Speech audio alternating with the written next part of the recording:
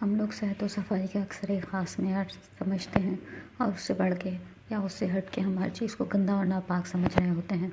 بے شک بہت ساری چیزیں ایسی بھی گندی ہوتی ہیں جو ہمیں گندی محسوس نہیں ہوتی، لیکن ہم انہیں گندا کہتے بولتے سمجھتے ہیں،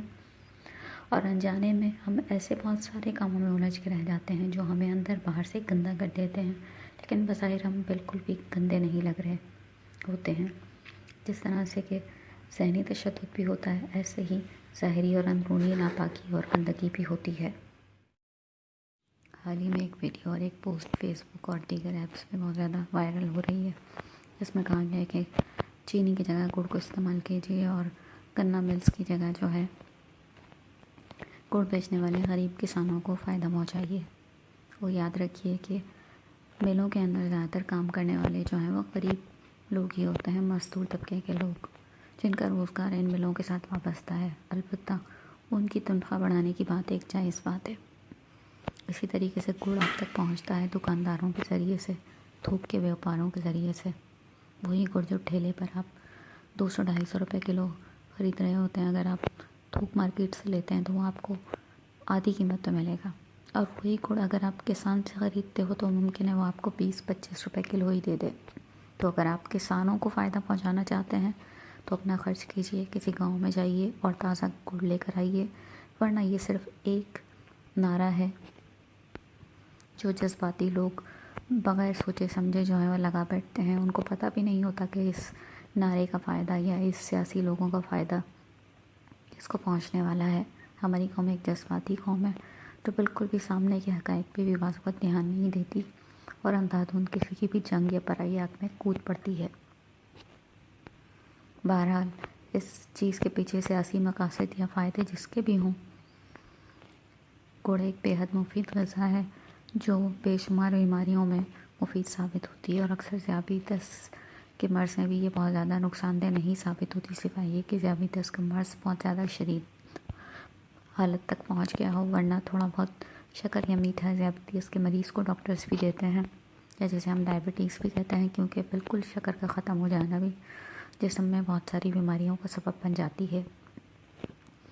البتہ جب حالت شدید ہو تو ڈاکٹرز کسی بھی قسم کا میٹھا تو کیا، چاول اور وہ غذا جس کے اندر کسی بھی قسم کے کاربوہائیڈریٹس یا نشاستہ پایا جاتا ہے وہ بھی منع کر دیتے ہیں۔ تو آپ گڑ کھائیے، اگر آپ میں ہمت سکت ہے تو کسی گاؤں سے جا کے خریدیے، ورنہ آپ تھوک مارکیٹ سے لیتے ہیں یا ٹھیلے والے سے، اس سے کسی بھی غریب کسان کو کوئی فائدہ نہیں پہنچنے والا ہے۔ البتہ شکر کی نسبت یا چینی کی نسبت آپ گڑ کھاتے ہیں تو وہ زیادہ بہتر ہے۔ شکر اور چینی بھی بالکل الگ چیز ہے۔ شکر جو ہے وہ نسبتاً خالص حالت ہوتی ہے، جس کو اتنا صاف نہیں کیا جاتا ہے، اس لیے یہ ہلکی پیلی سی ہوتی ہے۔ آج کل براؤن شوگر کا نام لیا جاتا ہے، تو یہ گڑ کو پیس کے بنائی جاتی ہے، اس میں کسی بھی قسم کے کیمیکلز یا دیگر ایسے اجزاء نہیں شامل کیے جاتے ہیں جو نقصان پہنچاتے ہیں، اور یہ عام چینی سے کئی گنا زیادہ مہنگی بکتی ہے۔ تو آپ شکر استعمال کرتے ہیں جو شوگر ملز میں اتنی زیادہ ریفائن نہیں کی جاتی، ہلکی سی پیلی ہوتی ہے، یہ اس کی شناخت یہ ہے۔ یا آپ براؤن شوگر استعمال کرتے ہیں جو گڑ کو پیس کر بنائی جاتی ہے، تو یہ صحت کے لیے بہت اچھی مفید ہے۔ اس کو آپ گڑ خود خرید کر اور گھر میں پیس کر بھی بنا سکتے ہیں۔ صفائی کا عمل ویسے تو نہایت ہی عمدہ ہے اور کسی بھی شے کی قدر و قیمت بڑھا دیتا ہے، لیکن صفائی کا مقصد صرف سفید کر دینا نہیں ہوتا۔ شکر کو صرف سفید کرنے کے عمل کو جو ہے صفائی کا نام دے دیا جاتا ہے،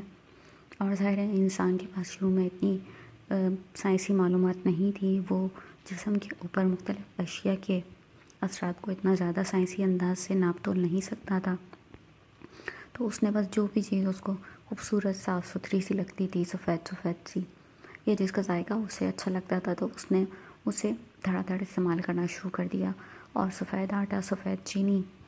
اور مختلف قسم کے جوسز یا کولڈ ڈرنکس جو اس کو ڈبوں میں بند مل رہی ہوتی تھی دھڑا دھڑ بکنے لگ گئیں، اور یہ اشیاء رفتہ رفتہ اس نے جانا کہ صحت کے لیے بے حد نقصان دہ ہوتی ہے۔ تو یقین رکھیے کہ گاؤں کی صاف ستھری فضا کے اندر بھی بہت لوگ بہت زیادہ صفائی پسند ہوتے ہیں۔ وہاں جو مٹی بکھری ہوئی ہوتی ہے وہ گندی نہیں ہوتی، بلکہ یہاں موضوع ہمارا نہیں ہے، لیکن چونکہ ذکر آ گیا ہے تو ہم آپ کو بتاتے چلیں کہ صاف ستھری چیز جو ہوتی ہے سب سے زیادہ کس چیز کے ذریعے سے ہوتی ہے، سب سے زیادہ صاف ستھری چیز مٹی کے ذریعے سے ہوتی ہے، اور سب سے زیادہ صاف ستھری رہنے والی چیز مٹی کے برتن میں رکھی ہوئی چیز ہوتی ہے، یا وہ شے جو کسی بھی صورت میں مٹی سے بنی ہوئی ہوتی ہے۔ جیسے شیشہ ریت سے بنتا ہے،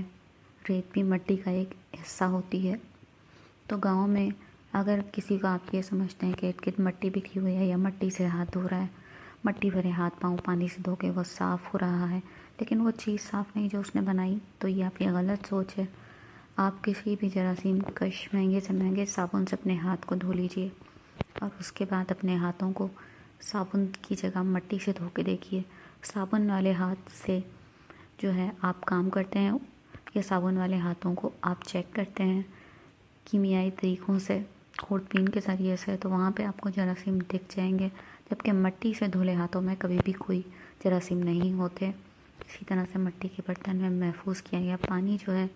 وہ دھیرے دھیرے رفتہ رفتہ رس تو جاتا ہے، لیکن وہ کبھی بھی جراثیم سے آلودہ نہیں ہوتا۔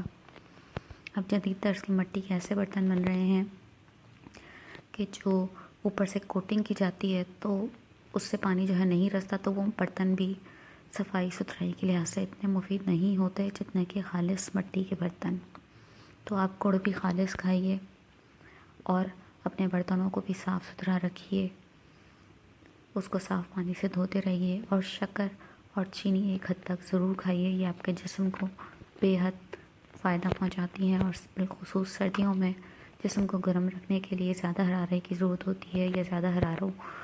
کو کھانا چاہیے، تو زیادہ حرارے آپ کو شکر اور شکر والی چیزوں سے ہی ملیں گے۔ کسی بھی قسم کی سیاسی یا جو صنعت کار حضرات ہوتے ہیں ان کی مہم کا بے وجہ حصہ نہ بنیے۔ بعض اوقات صنعت کار حضرات اپنی ایک چیز کو بیچنے کے لیے بھی کوئی مہم شروع کرتے ہیں، عوام کی جان و مال صحت سے کھیلتے ہیں۔ اسی وجہ سے آج کل مختلف قسم کے اشتہارات جو ہیں وہ حکومت کے مختلف شعبہ جات سے پاس ہونے کے بعد بھی ریلیز کیے جاتے ہیں، لیکن چونکہ پاکستان میں عام طور پہ ابھی تک علمی اور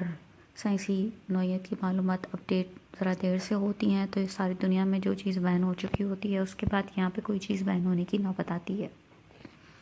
تو آپ اپنی معلومات کو اس حد تک ضرور اپڈیٹ کر لیجئے کہ خالص چیز ضروری نہیں کہ بے حد صاف ستھری دکھ رہی ہو، اور ہر صاف ستھری دکھنے والی چیز ضروری نہیں کہ خالص ہو۔